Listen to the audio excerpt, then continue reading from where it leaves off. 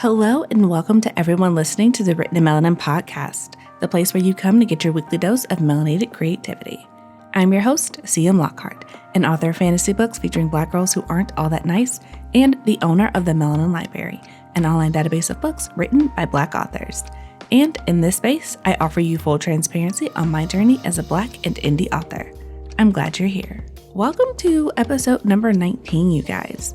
So this episode is dedicated to feedback and criticism, and it's been on my mind lately, probably because I'm in the process of receiving feedback on my own book, We Are the Origin, but I feel like it's something that is not discussed enough.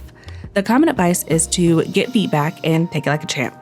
But I want to actually discuss what that really means and what that looks like, because regardless of what anyone says, feelings will always be involved when you offer up your creative work for critique. So with that being said, I kind of want to start this conversation off with answering the question of, does your book actually need feedback before you release it? And the short answer to that is yes. You absolutely need someone to read your book and give you feedback and criticism. You cannot skip this step of publishing because it is uncomfortable. And the reason I say that are for three main reasons. First, readers are not responsible for making your book better, meaning that if you don't have someone read your book beforehand, once it's out in the world, readers are not responsible for telling you what went wrong, what you could do better, what they probably would have done to tighten up the plot. They are not there to analyze your book. They are there to consume your book. And it's the same kind of concept of if you go to a restaurant, it is not your duty as a patron who is eating there to tell the chef how they can make their dish better by being like, oh, you should have used less salt. You should have sprinkled a little rosemary in there. You should have dialed back the curry. That's not your job as someone consuming something that someone else has created. And as an author, it is the same with your readers. Yes, some people may leave reviews and they may be super detailed and they may tell you what they didn't like, what they absolutely loved, what they lived for, and what they probably would have skipped, and why or why not they will or will not read your next book or any of your other works. Sometimes you get details like that. There are reasons why book reviewers and booktubers, bookstagrammers, book reviewers in general exist. Some people are detailed. Everyone is not. And as an author, you cannot expect to get that level of detail from every person who reads your book. And that brings me to my second point of, once your book is out in the world and people have read it, bought it, consumed it, in a sense, it's too late to make changes. Like, yes, you can put out another edition, but that is not going to change how people perceived it the first time. And that is a mistake that I learned the hard way. So there are two editions of my first novella, Keeping Promises, out in the world. The first one it's not that I wasn't proud of it. However, I made mistakes with the first one because I didn't know what I was doing, and I had to release a second edition. And I'm very proud of the second edition and what it is now. However, that brings me to my third point. First impressions are lasting impressions. And when you have a book and someone reads it, you never know if that's going to be the first experience that someone has with you, and you want it to be a good experience so that they continue reading your work. But if you have not had anyone read your book, you have not received any feedback, you have not received any criticism, you have not done any tweaking, you have not gone back and been like, okay, let me tighten this up, let me make this better, let me revisit this, let me rewrite this. If you've not gone through that process, you open yourself up to making a bad first impression.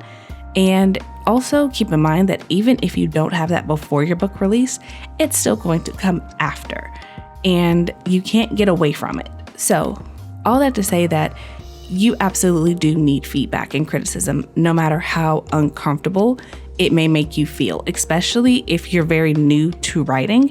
That first set of feedback is very, very sharp. It's rough because you put your whole heart on the page and you put everything you have into it. And then someone's like, okay, it's good, but it could be better. Or this is not giving what it needs to give. And it's one of those things where it's like, ooh, that hurts. But at the same time, it's like, thank you for telling me, let's get to it. So with that in mind, there are two main things that I want to talk about when it comes to feedback and criticism. The first thing that I kind of want to discuss surrounding feedback and criticism is that acknowledging the fact that it hurts, it stings, it it's something when you put yourself out there and people come back and it's like, it's not perfect. I don't know if that's like a society thing or maybe it's just a me thing. I don't know. Y'all know this is all my lived experience and I try to be transparent with you guys. But the thing that I want to point out with all of this is that it hurts and it's okay to feel what you need to feel and process it before you try to get to work on what you need to do. And the reason I say that is because I feel like a lot of times when it comes to discussing feedback and criticism, people are like, oh, just push through it. Oh, it's not an attack. Oh, it's not this. Oh, it's not that. You should just do it. And I'm just kind of like, yes, but you're still human. You're still human and you put your heart and soul and all of your effort and all of your skill into creating something. And for it to come back and for anyone to say anything less than it's perfect, it hurts. It sucks. It's unfortunate. Now, is it an unrealistic expectation to think someone's going to be like, oh my God, this is amazing. This is so perfect. I have absolutely no changes. There's nothing that I would want to do differently. Or there's no feedback that I can give you to help you improve this. Is it unrealistic to expect that?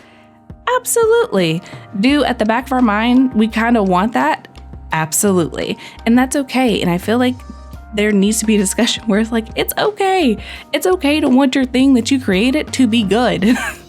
And it's okay to be a little disappointed when you come back from someone or a conversation with someone and they have a list of things that you could do better.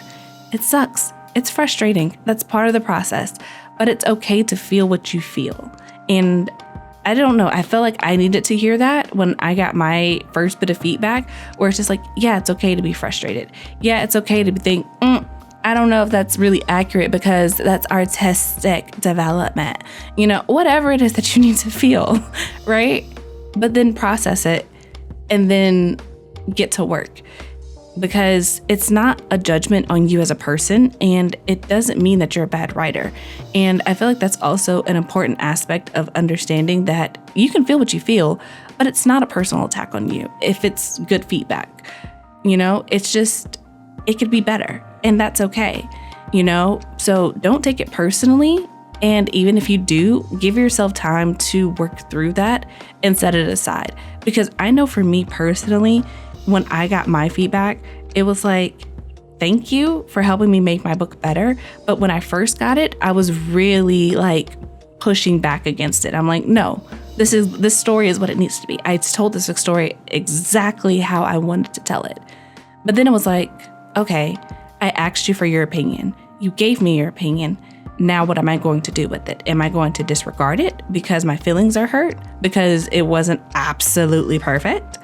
Or am I going to process it, sit with it, and decide if it's something that I can do something about? And is it something that I want to do something about? Because I feel like the other aspect of feedback and criticism that is not discussed enough is that you don't have to take all of the feedback. And what I mean by that is not, oh, your feelings are hurt, so don't take the feedback. That's not what I mean. I mean, if you have feedback from someone and you're like, okay, thank you for the feedback. My feelings are hurt. I sat with it, but you're right. That's the part that you need to get to. And I feel like that's the part that as authors, sometimes we have to sit with and meditate on, because it's not just like, oh, I don't want to do rewrites. Oh, I don't want to rewrite this whole chapter, so I'm not going to. It's more like, do I need to rewrite this chapter? Did you understand the concept that I was trying to get across? Do you understand the theme of this story well enough to be like, I think you should change X, Y, and Z? And I think this is why it's so important who you decide to ask for feedback from, because those are the people who you're asking to look at it critically. And I'm not saying that you shouldn't ask people outside of your genre, but you should definitely ask people who are going to understand what you were trying to do with your story. So if you're trying to write a romance where it's a slow burn type of thing, you shouldn't ask someone who is only attracted to reading fast-paced action drama-filled type stories. That's not going to be a good mesh, because what they're going to be looking for is not what's going to be in your story. And they're going to be looking for those things in a story where you intentionally left those things out. So I think it's important to find people who understand the intention of your story and who your target audience is. Because the other thing that you don't want is to ask your, 60-year-old grandmother or whoever to read your story, and you're trying to market it to middle grade children. Your grandma might love it. Does that mean that it's relatable? Is she going to understand all the intention and the nuances that you have included? Is she going to understand the difference? Because when was the last time she had to go through whatever it is you're including in your middle grade story? Intention is everything, and making sure that you have people who understand what you're trying to do with your story is really important, because when you get that feedback and you work through that feeling of whatever it is that you're feeling when it comes back, you have to decide whether or not you're going to do something about it. And it's just kind of like, you may not let your emotions rule over you, but you eventually do have to set them aside and get to work. All that being said, that brings me to my next point, which is there is a difference between feedback and criticism, and that difference is that one is constructive. But what I mean by that is that feedback is when you get constructive criticism. That is when you have actually actionable things that you can do to improve your story. Whereas criticism is, I don't like this, I don't like that, this doesn't work. And your story is being pulled apart, but without guidance.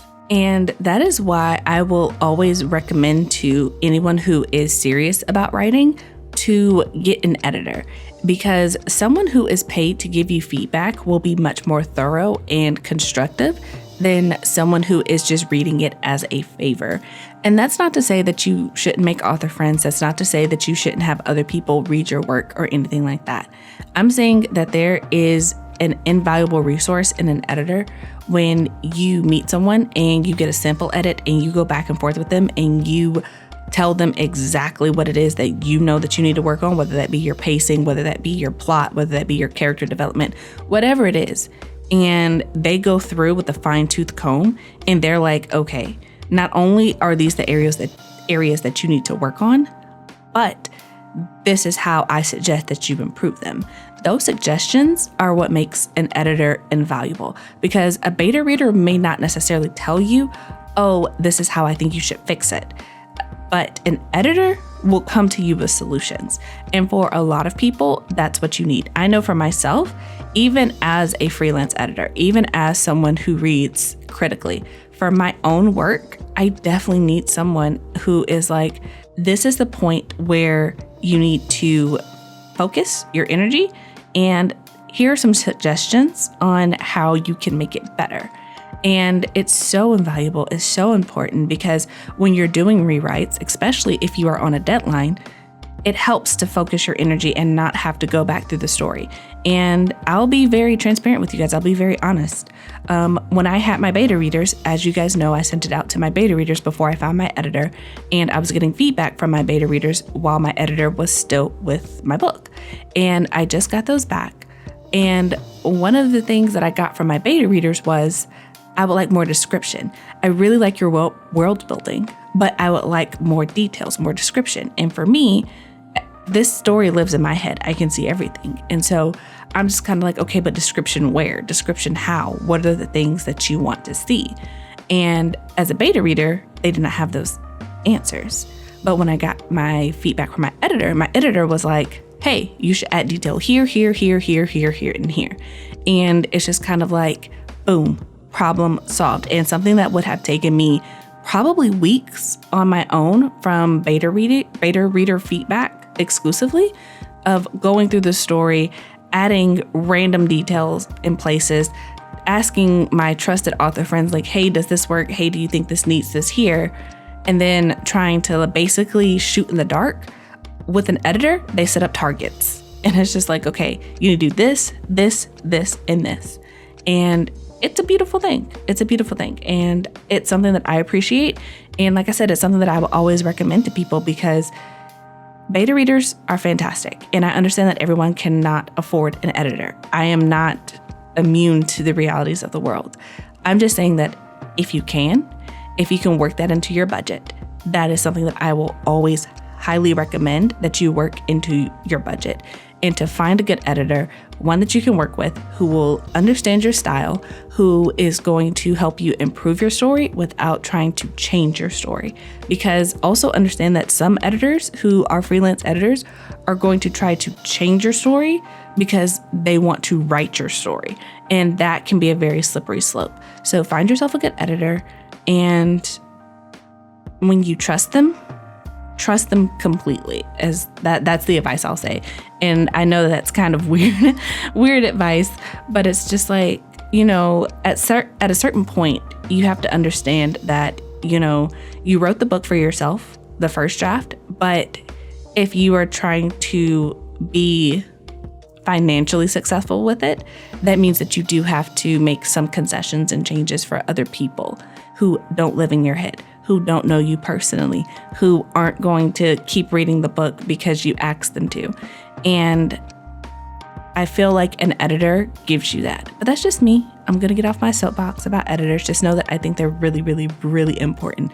Like, definitely top 3 things that you need if you want to professionally publish a book, in my personal opinion. That being said, if you can't afford an editor, beta readers are great. So get some really good beta readers, and make sure that the feedback that they give is actionable. And I know I said that earlier. And what I mean by that is, don't just have beta readers who are like, ooh, I like this. Ooh, I don't like this. So if they don't like one of your characters, make sure you have beta readers who can tell you why. I don't like the way they talk. I don't like the way that they look. I feel like this character is very flat, very boring. I don't like their dialogue. Like, make sure you have people who are willing to tell you what is wrong with it, even if they don't have solutions for how to fix it. So even if the issue with the character is, this character is boring, okay? Why is this character boring? Well, I didn't like how they were in this scene because I feel like they just slowed it down. They can't tell you how to speed up the scene, but they can tell you, okay, maybe this character needs to be more interesting. Maybe they need to add something to the conversation. Maybe this character isn't needed in the story. They can give you a starting point and can tell you why they didn't like something other than they did or did not like it. If a beta reader can only tell you that they did or did not like something, that's probably not the best beta reader for you to have for your story, especially if you can't afford an editor and you're using your beta readers to edit your story on your own, to self-edit. So keep that in mind. And when you're working with other authors, my suggestion is always to let them know how, I say, brutal you want them to be. And I use that word very lightly in this context, because just let them know, like, hey, from a scale of 1 to 10, this is how much I need you to rip apart my stories, because other authors will understand. Sometimes you need a hype man. Sometimes you just need someone to go through and be like, hey, this is good, or hey, this isn't good, or hey, you need to work on that. And then sometimes you need a 10. Like, this sentence is not giving. I don't like this. You should cut this. This sentence doesn't make any sense. This character doesn't need to be here. This plot can go. This whole thing, this whole chapter doesn't make any sense to me. So other authors will understand. And I think it also depends on the type of relationship that you have with who you're asking. But if you feel comfortable enough with them, be honest about what you need, because a lot of authors will give you actionable feedback, and they are, in my experience, the type of feedback that is, do something about this part specifically kind of feedback. So it's not just, oh, I didn't like this. It's like, oh, this part didn't make sense to me. I think if you did this, this, and this, it would help. So authors as beta readers are also a good stand-in for an editor if you can't afford one. Just make sure that you have a good relationship with that author before you ask, because essentially you're asking for critique and your feelings are going to be hurt. We've already been through this. So just make sure that you're not going to ruin a relationship with someone, or that you are going to be put in a position where you're not going to want to interact with them anymore because of their feedback. I mean, obviously, if they're just mean and rude to you, that's something that you can decide for yourself, but you don't want them reading your story and offering you a critique to ruin the relationship that you have with them. So just keep that in mind. But the biggest thing out of all of this, and my biggest piece of advice, is do not hang on to criticisms. Let them go. And mind you, I didn't say don't hang on to feedback. I said do not hang on to criticisms. There are going to be people who are not going to like your book. It is a fact of life. I had a couple of beta readers who read my book who did not like it, and it hurts. It sucks. However, it's okay. You can't hold on to that. You can't harbor that, because at the end of the day, that's what, 1 out of 20 people. That's okay. That's okay. If only 1 or 2 or 3 out of 20 people don't like my book, I am okay with those odds. I will accept that, because it's like, not everyone's going to like your book. And I will keep saying that. Not everyone's going to like your book. Not everyone's going to like your podcast. Not everyone's going to like your creative work. Not everyone's going to like you as a person. That's just how life works. We are all different, and we all have different things that appeal to us. And that's okay. But you can't let this one criticism where someone was like, you know what, this wasn't for me. I did not like it, did not finish it, would not recommend it. Okay, that is one person. But if you hold on to that, you're not going to be able to do what you need to do to keep moving and to keep pushing forward. So don't hang on to it, let it go, and feel what you need to feel, and then get back to work. And if you can, get an editor. And if you can't get an editor, make sure that you have some really good beta readers who you trust, who are going to give you actionable feedback for how you can improve your book. But that's kind of my 2 cents when it comes to feedback and criticism. Just remember to guard your heart and your emotions as best you can, and to remember that this is a process and it's a business. So keep that in mind. That being said, on to Chelsea's corner of this podcast episode. And I don't have much of an update for you guys, because if you know me personally, or if you interact with me directly on the internet at all, you'll know that I've been offline primarily for this last week. My in-laws came to visit, which was really fun. And we have been, doing little projects and stuff around the house. And I have just been personally really, really, really stressed out.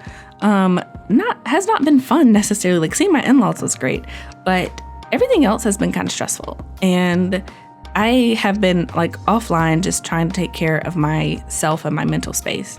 But that being said, my edits from my editor did come back. So I was talking about them throughout the episode, but I have actually received them, and I'm really excited about it.